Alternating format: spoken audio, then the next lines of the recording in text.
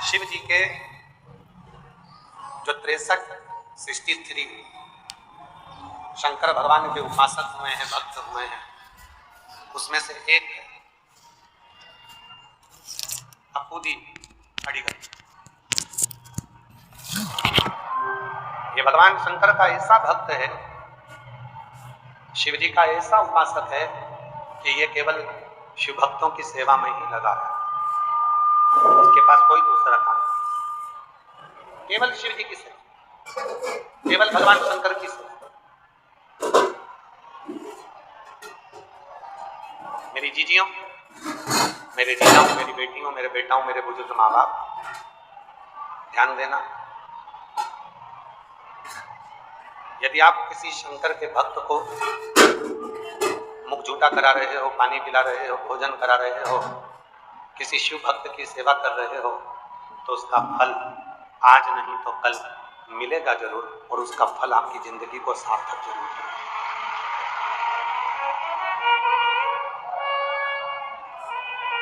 ऐसा नहीं है कि सेवा का फल नहीं मिलता।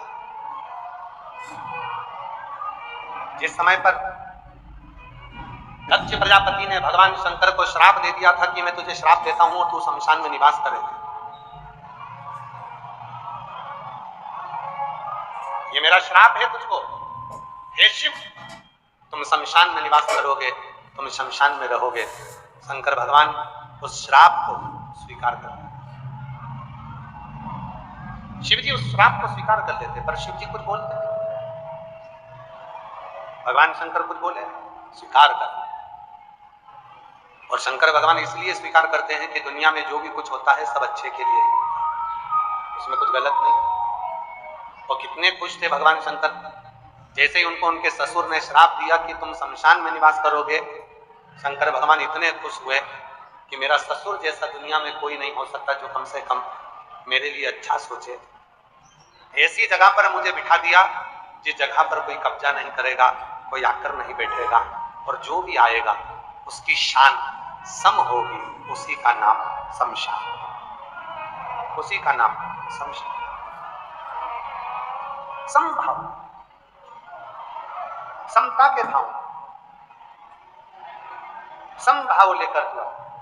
और फिर निवेदन कर दे, कभी ये मत सोचना कि कोई तुमसे कह दे कि शंकर भगवान को तो 100 लीटर दूध चढ़ाओगे तो शंकर भगवान प्रसन्न होंगे। कोई तुमसे कह दे भगवान शंकर को 108 लोटा जल चढ़ाओगे तो शंकर भगवान प्रसन्न होंगे।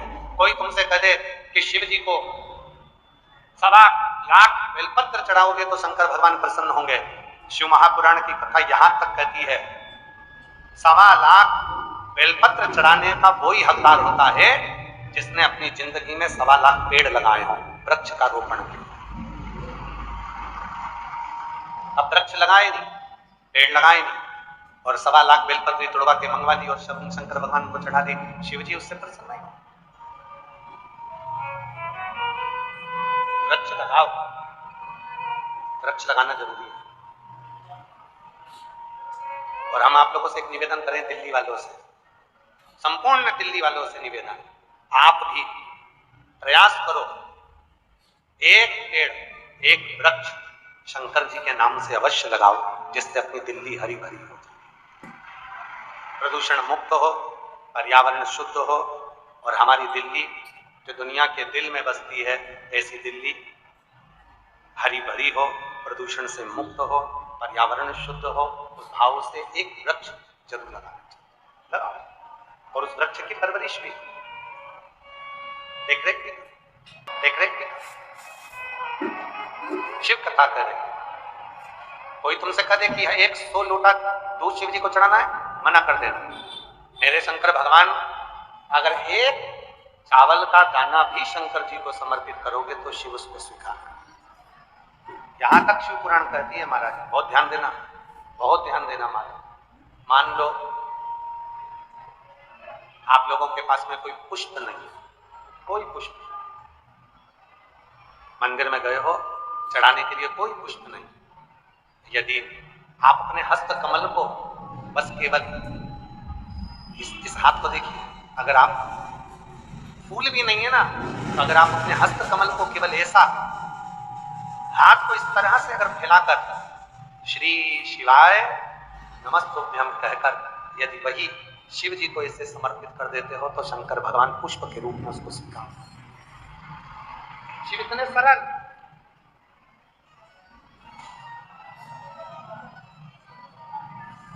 जरूरी नहीं है कि तुम 100 लोटा जो दूध चढ़ाओगे तो भगवान शंकर स्वीकार करेंगे, शिव जी प्रसन्न होंगे। तुमने 1000 लीटर जल चढ़ा दिया तो शिव जी स्वीकार करेंगे, तुमने ढेर सारा भोग लगा दिया तो शिव जी स्वीकार करेंगे। शिव महापुराण की कथा तो कहती है केवल एक चावल का दाना शिव को चढ़ रहा है, शिव स्वीकार कर रहा है। एक लोटा जल शंकर भगवान को चढ़ रहा है, शंकर जी स्वीकार कर रहे हैं। और गौ माता का यदि एक छोटी चम्मच दूध में भी अगर 2 बूंद दूध भी शिव को चढ़ रहा है तो शिव स्वीकार कर रहे हैं। शंकर बहुता में जरूरी नहीं कि आप बहुत सारा दोगे तो शिव स्वीकार करें। कहां से लाऊं गंगा, कहां से लाऊं गंगा, कहां से लाऊं सरयू अपार बड़ी रे, कहां से लाऊं सरयू अपार बड़ी रे। और भोले तेरी सेवा हमसे ना बड़ी रे, शिव शंकर तेरी सेवा हमसे ना बड़ी रे। कहां से लाऊं चंदा, कहां से लाऊं सूरज, कहां से लाऊं चंदा, कहां से लाऊं सूरज, कहां से लाऊं तारे अपार बड़े रे, कहां से लाऊं तारे आकाश जड़े रे। ओ भोले तेरी सेवा हमसे ना बड़ी रे, ओ भोले तेरी सेवा हमसे ना बड़ी रे, शिव शंकर तेरी सेवा हमसे ना बड़ी रे। दुख आ गया, आ गया, आ गया। कोई पैसे खाकर चले गया, चले गए। कोई जमीन पर कब्जा कर लिया, कर लिया। कोई रोग आ गया शरीर में, घबराना नहीं, हिम्मत नहीं हारना। कभी मौका मिल जाए तो बेलपत्री का कमल बनाओ, 8 बेलपत्री लो और जरा देखिए, एलईडी पर भी आप लोग देख सकते हैं, टीवी पर भी देख सकते हैं। बेलपत्री का, अष्ट बेलपत्री का कमल दल बनाओ। कमल दल का मतलब है बेलपत्री की सारी डंडियां बीच में हो, पत्तियां चारों तरफ फैली। दुख आ गया, कोई पैसा खाकर चले गया, कोई टेंशन जिंदगी में आ गया, कोई बीमारी आ गई है, कोई रोग आ गया है, कोई तकलीफ आकर खड़ी हो गई है, उसका कोई हल ही नहीं निकल रहा, पूरा घर टेंशन में पड़ा हुआ है, कोई रास्ता ही नजर नहीं आ रहा। 8 बेलपत्री चारों तरफ से उसको घुमाकर कमल दल बना, बीच में एक चावल का दाना, उसको हल्दी में थोड़ा सा रंग कर बीच में रखो और उस चावल के दाने के साथ में बेलपत्री को लेकर अपने मन की कामना कर चंद्रमौलेश्वर, कौन से महादेव? चंद्रमौलेश्वर महादेव के नाम से यदि वही बेलपत्री, शिव जी के 5 मुख हैं। आप लोग आरती में गाते हो, गुनगुनाओ जरा। एकानंद चतुरा पंचानंद राधे, भोले पंचानंद राधे। एक मुख भगवान नारायण, 4 मुख ब्रह्मा, 5 मुख। फिर से बोलिए, एकानंद चतुरा पंचानंद राधे। भगवान शिव के 5 मुख हैं। जिस शिवलिंग पर तुम जल चढ़ाने के लिए जाते हो, महाराज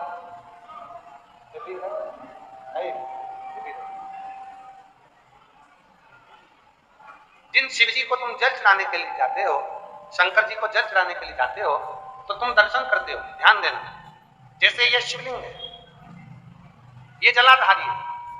शंकर भगवान के शिवलिंग के 5 मुख, तुम जहां बैठे हो, पूरब, पश्चिम, उत्तर, दक्षिण, शंकर जी के 4 मुख यहाँ है।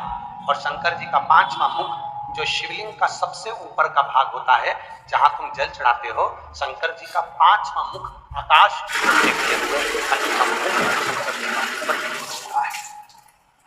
ऊपर की।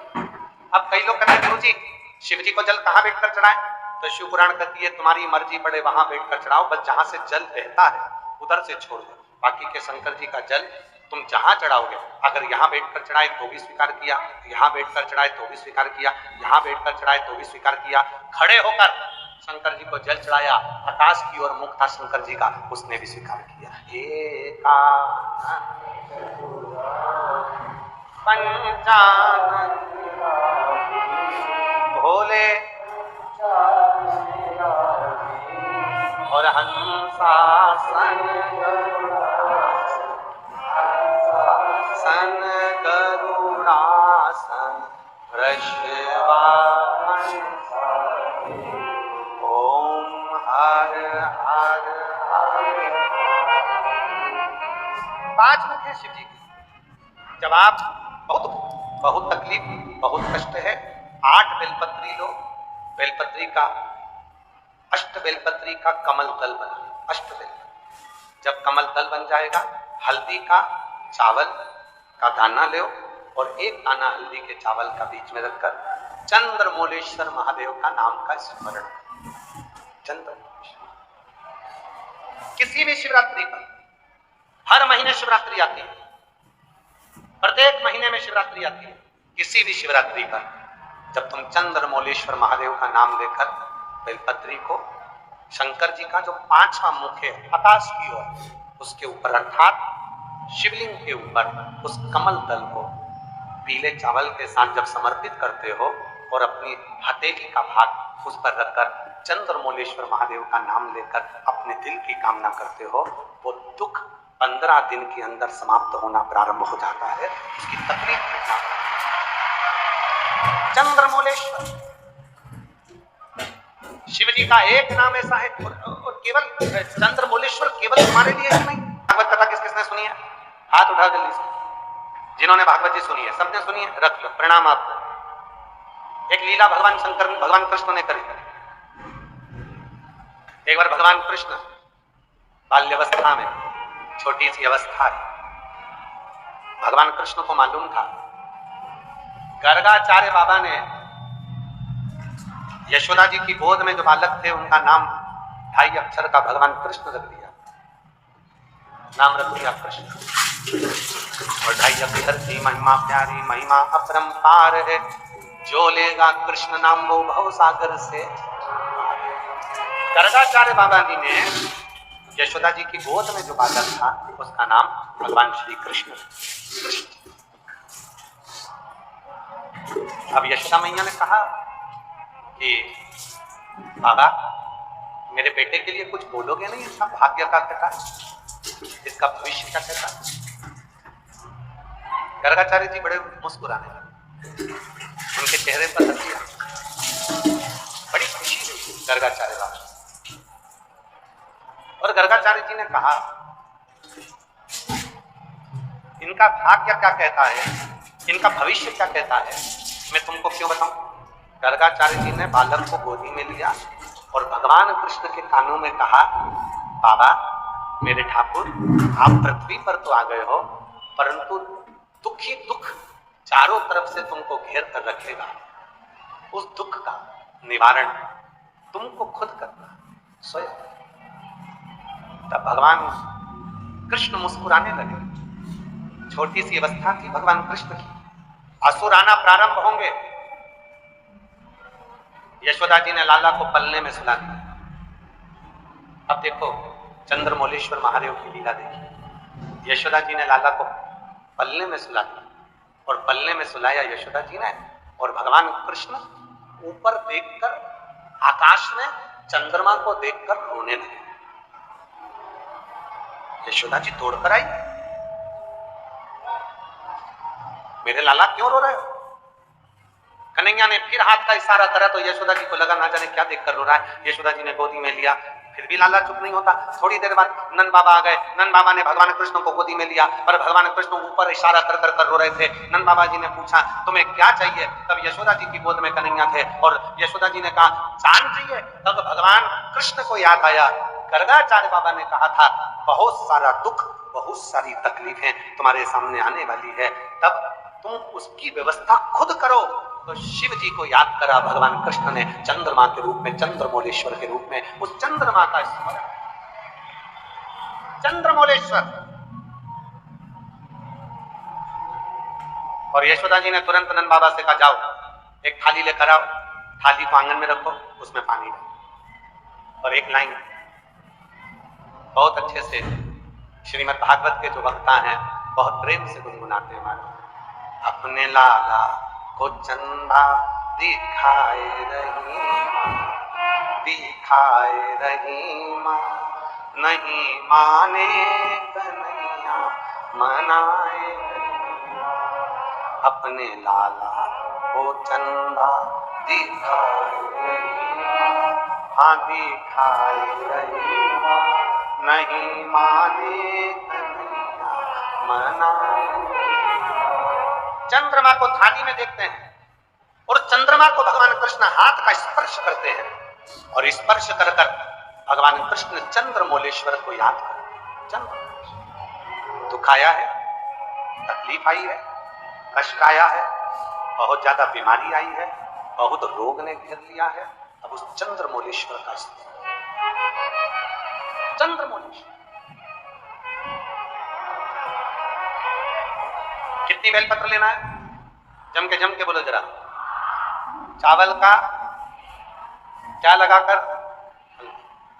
कौन से महादेव का नाम लेना है? चंद्रमौलेश्वर महादेव। कितना भी रोग है, कितना भी दुख है, कितनी भी तकलीफ है, कितना भी कष्ट है, चंद्रमौलेश्वर। एक पत्र है, पत्र अच्छा है, देखिए।